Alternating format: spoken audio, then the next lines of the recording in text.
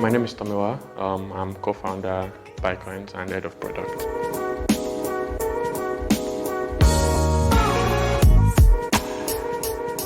At the surface level, BuyCoins is a cryptocurrency exchange. What that means is we let people buy and sell cryptocurrencies like Bitcoin, Ethereum, USD coin, things along those lines. At a deeper level, what we are trying to do is open up the continent to the financial infrastructure around the world, right? And cryptocurrencies happen to be a very important part of that. And we build all of the applications and all of the infrastructure and user experience that we think is critical for people to be able to stay connected globally financially. I think there are two big reasons.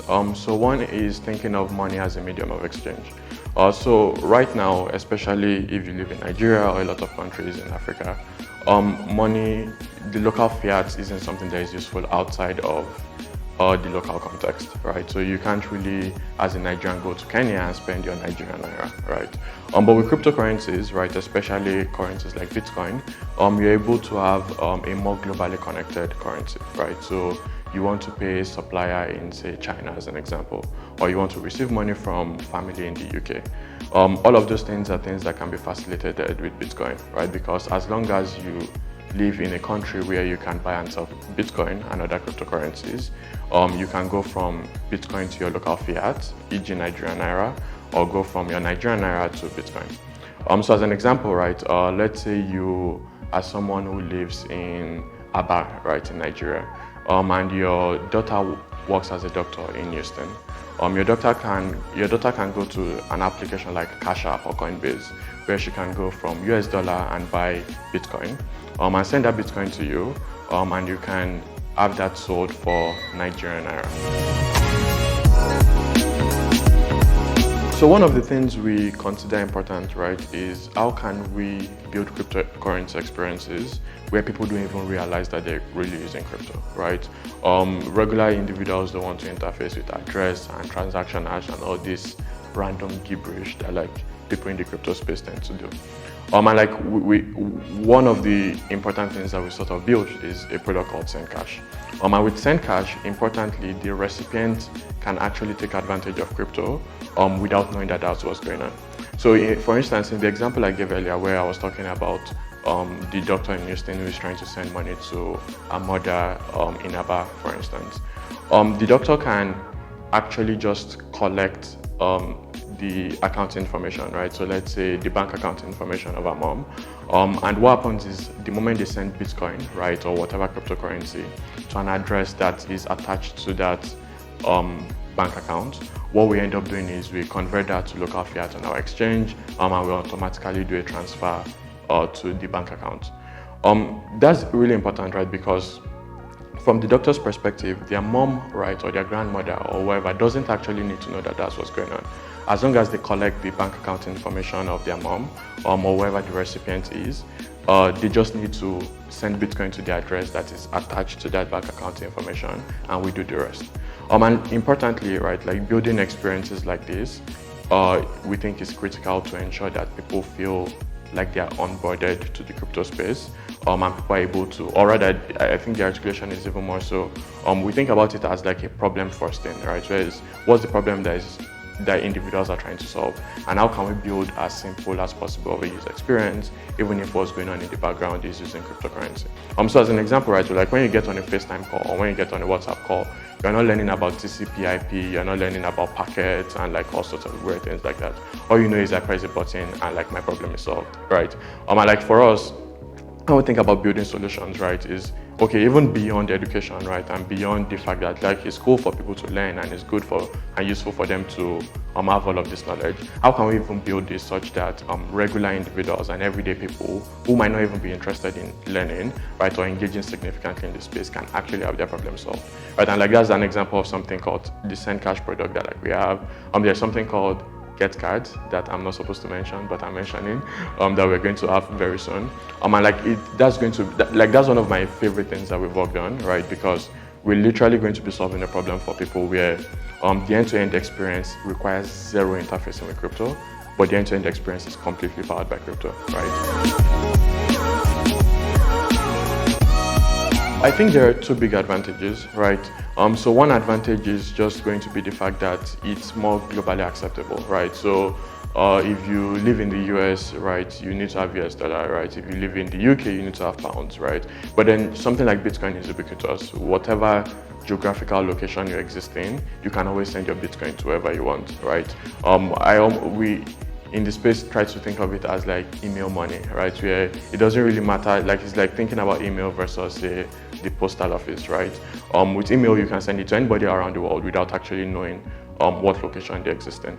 So that's the same thing with like crypto, right? Where you don't actually need to worry so much about the local fiat currency or context in which you exist, right? Or think about fees and payment processing and things along those lines. All of these things are things that because there is one globally unifying currency, i.e. something like Bitcoin, we're able to take advantage of. The second thing is just going to be things along the lines of thinking around the free market, right? So when you're going from, say, something like the pounds to your Kenya shillings, right? That's something that central banks like try to aggressively control and things along those lines, right? And like with crypto, right, like it's more of a free market, right? Because you're saying, oh, I have this asset in quotes, right, that I am trying to convert, right? Or I have this asset that I'm trying to buy, right? And like we just see like how things play out. So there's a bit more liberalization of the economy, to borrow a phrase, right? Or a bit more like economic freedom that individuals are able to tap into because, again, they are agents who are free in the market.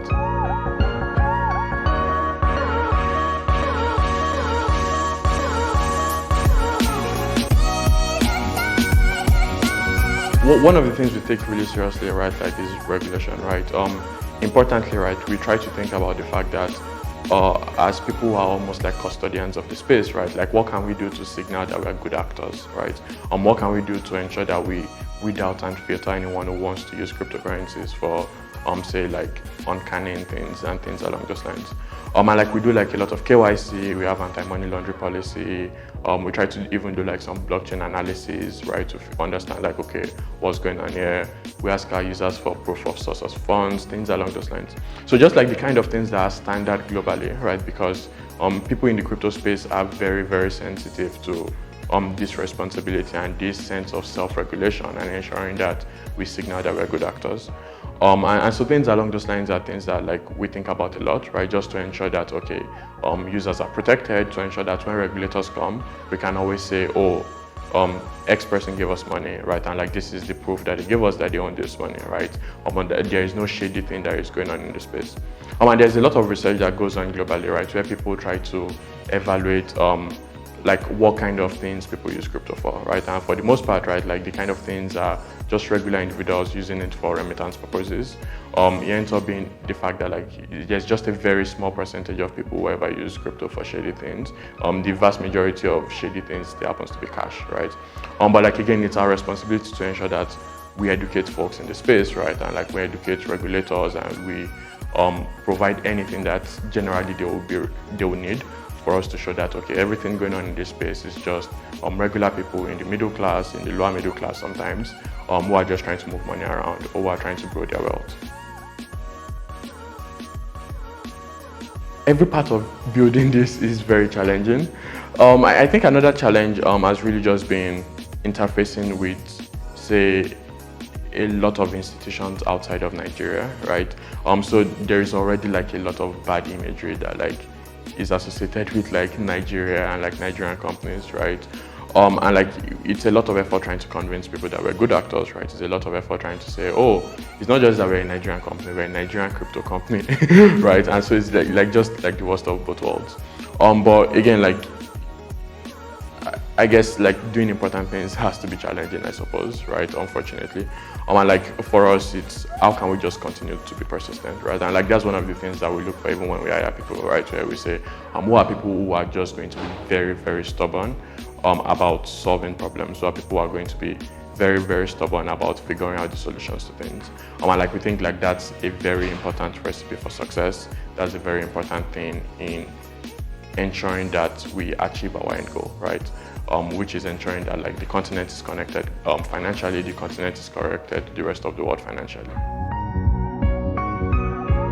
Hi, this is Tomiwa from BuyCoins, and this is Tech Talks on Guidance.